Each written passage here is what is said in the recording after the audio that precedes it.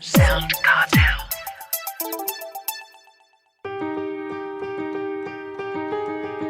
From SoundCartel, I'm Nicole Goodman, and this is Business Essentials Daily.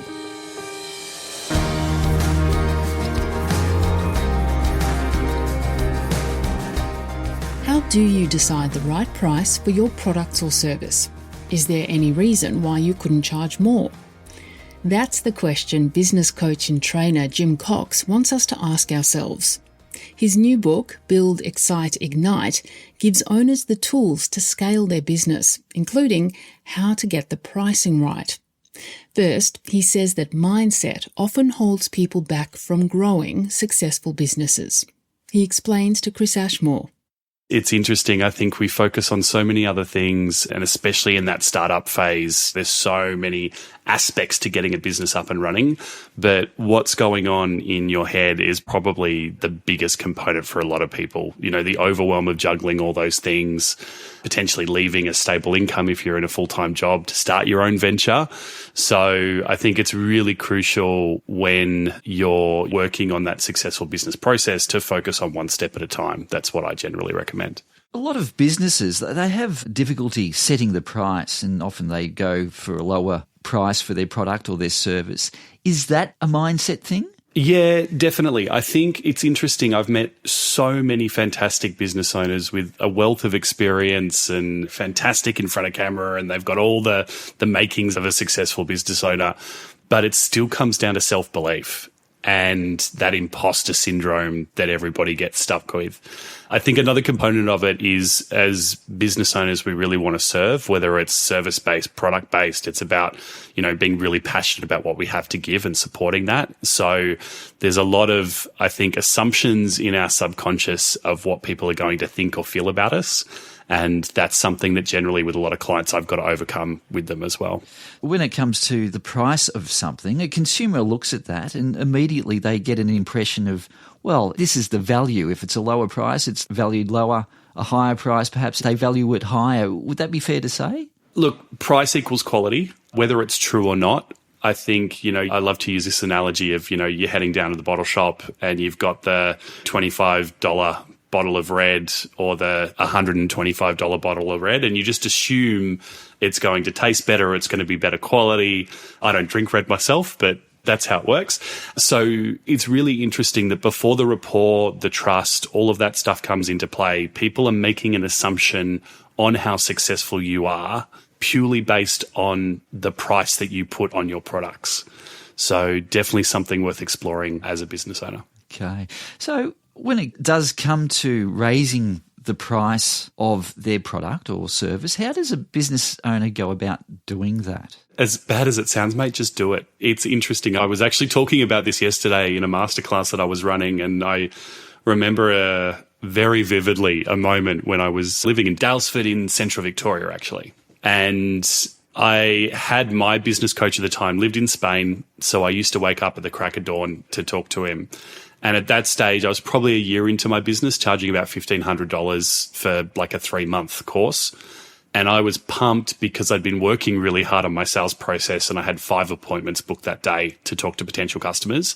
And he flung one at me and said, well, great, why don't we double your price? You know that you haven't been charging what you should, and you know that the value is there. And I'd always held back all the things we think, my clients can't afford it, this is going on, COVID, blah, blah, blah. 4 of the 5 people signed up, doubled the price. So it went from a potential $6,000 a day to a $12,000 a day in my business, which was pretty cool. So if there's a lesson in there for anybody listening, just back yourself. I think that's a big thing, is that if you know that you've got the transformation that your clients want and you can deliver on that, usually the only thing that's holding you back is the confidence in what you have to give, and that price point falls into play. I suppose you might inevitably lose people who are price sensitive. That's fine. But those that are willing to pay who aren't price sensitive more than makes up for those that you might lose. I'm a really big believer in curating the room, and everybody that's listening in, can think about this right now. The value and the effort you put into something that you've paid a lot of money for, and how much you appreciate that thing, versus, as an example, all the free masterclasses or downloads or things that you've looked at over the decades, all the worksheets that you download that you never really look at.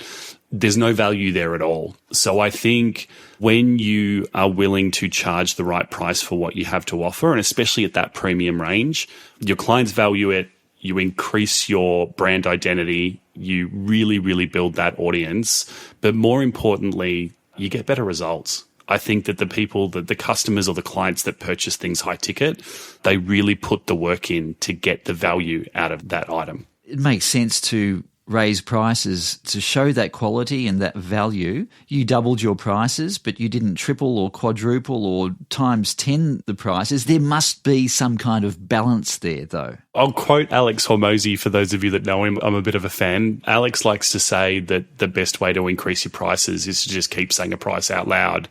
And when you start to smirk or laugh, you've gone too high. It really is the thing. I think price is just a number. There's definitely a balance between, considering competitors, considering affordability, considering current economic climate, like all of that stuff has to come into play.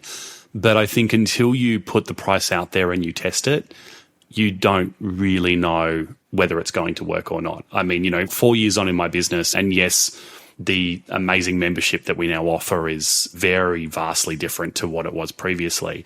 But we've 10x'd our pricing over that time, and the same clients, the same audience are still paying that amount. So again, comes down to mindset. Wow. Yeah. Well, if it comes down to mindset, Jim, how then can a business owner start to shift their mindset? I think a lot of it comes down to self-belief. I think being aware of what you are telling yourself and working through that, whether it is talking to a coach, whether it is fine-tuning parts of your service or product that are holding you back from increasing that pricing. But again, I think it's just a matter of just doing it, of testing the market. The beautiful thing about pricing is it's not set in stone. If people don't jump at that price, you can always adjust. So that's probably the best advice I can give, Chris. That was business coach and trainer Jim Cox.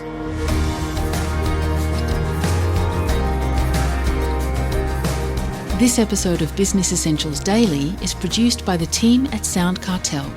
Thanks for listening. I'm Nicole Goodman. We'll bring you more Be Daily tomorrow. Follow at BE Daily Podcast across social media and head to bedaily.com.au for more from the Business Essentials Daily podcast. SoundCartel.